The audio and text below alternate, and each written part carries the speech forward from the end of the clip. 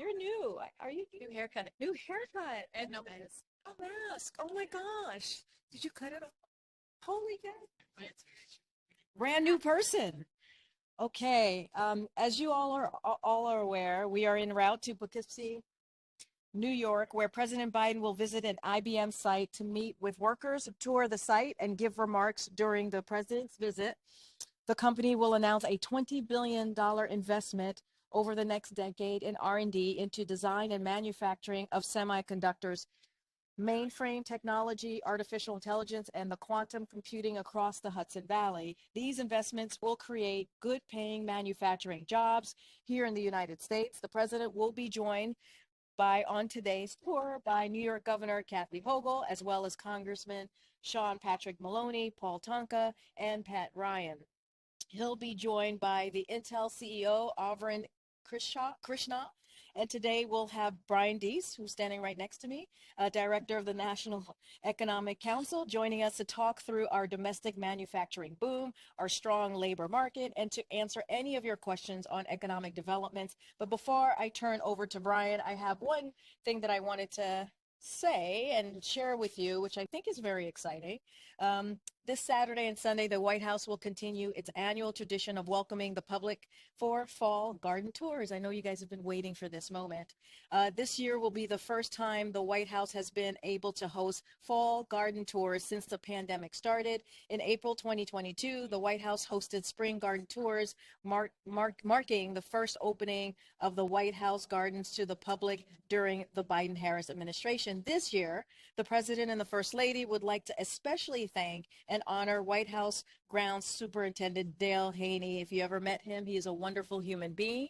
And we want to thank him for his continued service and 50 years of contributions to the beauty and abundance of the White House gardens and grounds. Dale Haney has seen the grounds through a half-century of growth and improvement, overseeing the care of 500 trees, 5,000 shrubs, thousands of annual flowers, and a productive kitchen garden and acres of lawns. Dale began work in 1972 as a gardener during the presidency of Richard Nixon and has now served 10 presidents, supervising the work of the National Park Service's full-time staff of gardeners, maintenance workers, electricians, and plumbers. We thank Dale for his many years of service. And now I will turn it over to Brian. All yours, Brian. Great. Thank you all. So we're going to spend the bulk of our time at IBM and in the tour and otherwise seeing what the company is planning with respect to expansion of its quantum computing capability and its mainframe production capability. But I just wanted to just spend a minute on connecting this back and connecting the dots to our broader economic policy. You guys have heard me talk about the president's economic strategy in the context of an American industrial strategy. And if you think about the piece of legislation that we've now enacted, what you're seeing is a historic effort to lay the foundation with public investment for a unprecedented level of private investment in areas of significant economic, where there is significant opportunity for increases in economic productivity, and also where we have an acute economic and national security need. And those things all come together here at IBM. One of the principal reasons why IBM is now making this expansion is because of the CHIPS and Science Act. They're not producing chips, but to have a long-term investment strategy in quantum computing capabilities, you need to have a reliable supply of leading-edge chips, and that's what we will now have in the United States as a result of this. And the IBM CEO will talk about that more today. It's a historic place. I believe President Eisenhower inaugurated this facility back in the 1950s. In addition, today there is a significant announcement of a battery manufacturing facility in Michigan, which we will not be hopping over to Michigan today, but $1.6 billion from a company called Our Next Energy, or ONE, to produce large capacity batteries in the United States. I draw this connection because in order to do that in the United States, you need a steady supply of computer chips to build these advanced batteries, and you also need the long-term incentives in the Inflation Reduction Act. All of this comes together as part of an industrial strategy, which is really helping to drive a renaissance in American manufacturing. And domestic investment in these type of capabilities that we haven't seen in generations. And so we have a clear focus on a set of near-term economic challenges that we're working through, and I assume you guys will all ask me questions about in just a moment. But we're also focused on a long-term economic strategy to build this economy back on firmer foundations with more resilient supply chains, more domestic industrial capability. And today's announcements across the country and the tour we will take today, I think, is good evidence of that. So with that, I will turn it back to our fearless speakers. The near term with OPEC, can you talk a little bit about what you see as being sort of at the 30,000-foot level, potential dangers to the U.S. and world economy because of these OPEC cuts? And the president, as he was departing, says there's alternatives.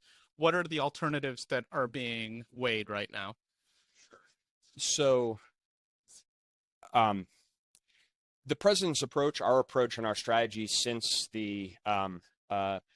since Putin began amassing troops and then and invaded Ukraine has been on trying to maintain sufficient supply of energy, oil and natural gas globally to maintain to keep prices at a stable and lower level, while also training all of the appropriate pain on Russia and on Putin that is necessary. That has been and continues to be our strategy. As we've said, the OPEC decision, the reason why we were disappointed in it is we believe it's unnecessary and unwarranted at a period where, if you look at the global energy picture and the oil picture, the lack of supply continues to be a significant challenge. We're going to have to see the actual impact of this, and I think it's I wouldn't fully speculate. As you all know, the difference between the headline of what the OPEC members announced yesterday with respect to their quotas and the actual impact on production is something that we'll have to see in the market, and certainly the impact on production will be significantly lower than that headline that they announced. But to your question about alternatives, we identified some of these and we'll continue to focus on them. Right. If you look at the U.S., where we are in the U.S. right now, the wholesale price for gasoline, refined gasoline, is about, on average across the country, about $1.20 lower than the retail price that consumers are paying. Historically, that gap has been about 90 cents. So in the very near term, what we believe needs to happen, consistent with market principles, is that the energy companies need to reduce retail prices to reflect the price that they're paying for the wholesale gas. And the reason why wholesale gas prices continue to be at that level is because of all of the progress that we've made. Oil and gas prices are moving around, but they are significantly lower now than they were a couple of months ago. So that's the first thing. The other measures are things that are on the table and we continue to look at. The Strategic Petroleum Reserve is one of those. So we're not announcing any steps on that front, but there are measures that we will continue to assess as we go forward. Quick question, just in terms of the decision yesterday from OPEC. Does the administration think that Saudi Arabia still deserves U.S. weaponry and defense support? The question is really, why should U.S. taxpayers subsidize Saudi security, when they're not willing to subsidize U.S. gasoline prices? Yeah. So I have totally understand the question. I have no announcements about any of that today, and would say that as we mentioned yesterday, we will be assessing and consulting closely with Congress around a range of issues on the back end of this. And beyond that, I don't want to get ahead of potential announcements by the administration. Right. I asked you to just kind of talk through your guys' thinking on some of this stuff. So NOPEC legislation is out there. You have previously expressed concerns about it, but has the opinion changed on it? Export controls, is that something that, there are big pluses and minuses to it? Is it something under active discussion at this point? SPR, there's not a ton left that isn't kind of accounted for. Do you think that you can hit and make a impact with an so far unannounced SPR? Can you just kind of walk through where your guys' thinking is on each of these topics and what is closer to or more likely, or what you're leaning into? Because otherwise it seems, you have been finger wagging at oil companies for a year now about the gap between retail and wholesale, and it hasn't seemed to make a difference. So it seems like if you really want to address this problem, one of these other things is going to have to be in order, right?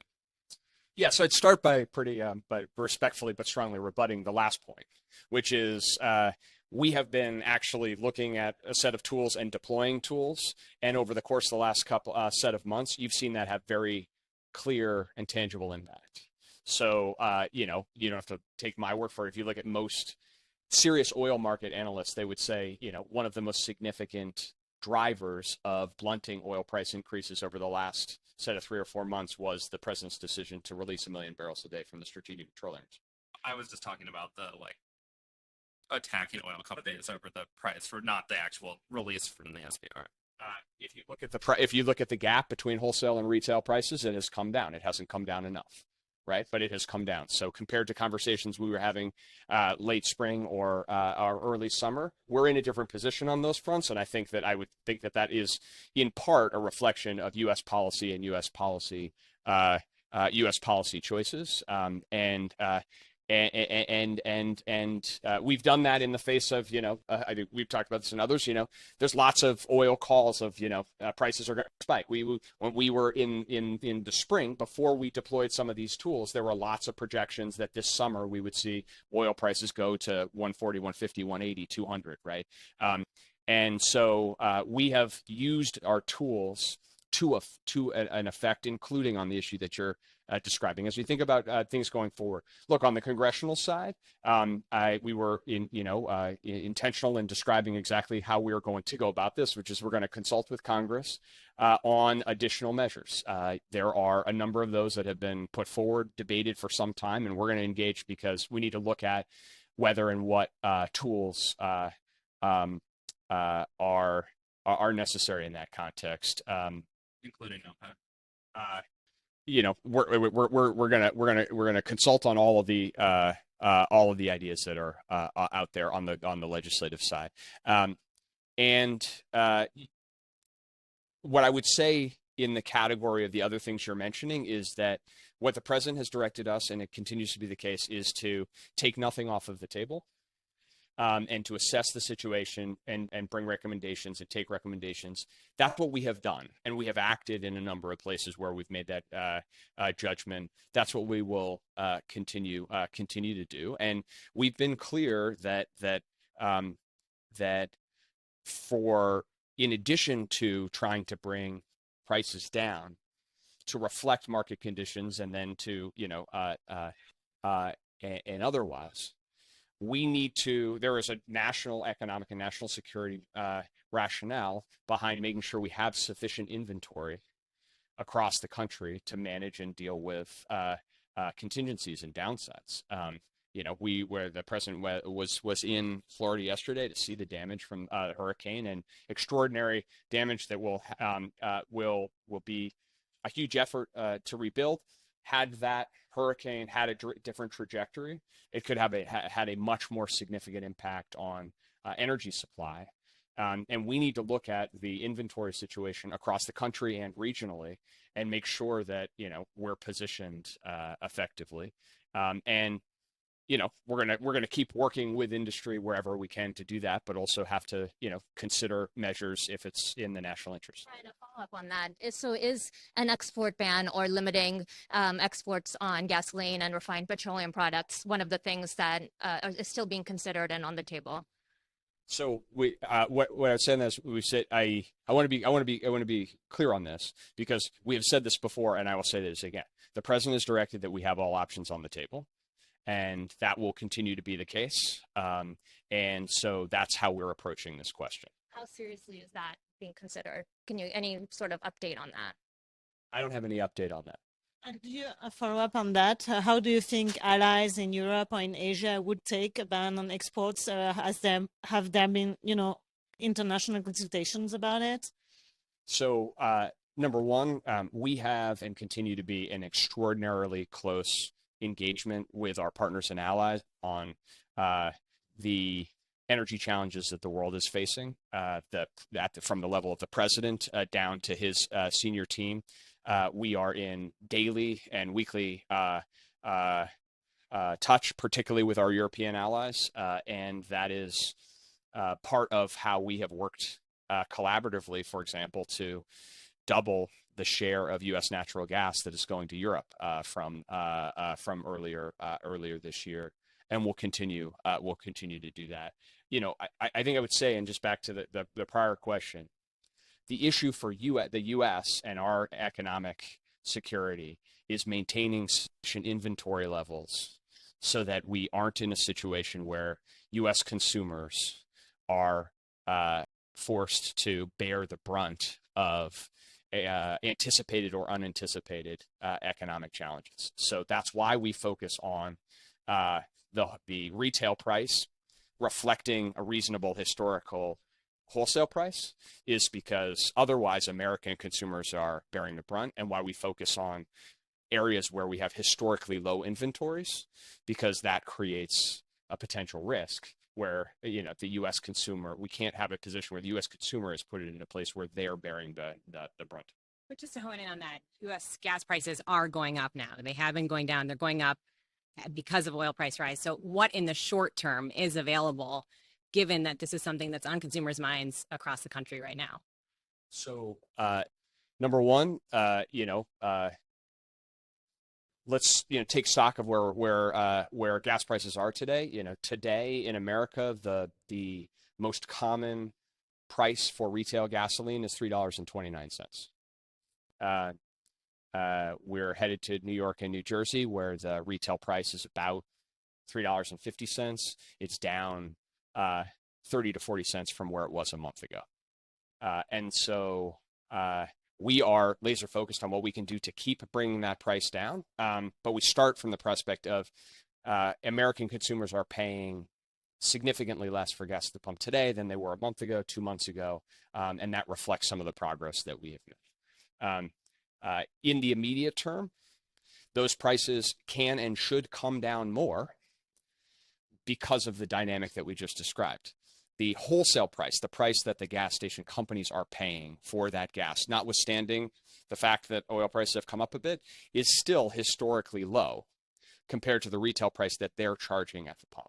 So that's one place where there is more opportunity. There are highly regional issues associated with the national gas price.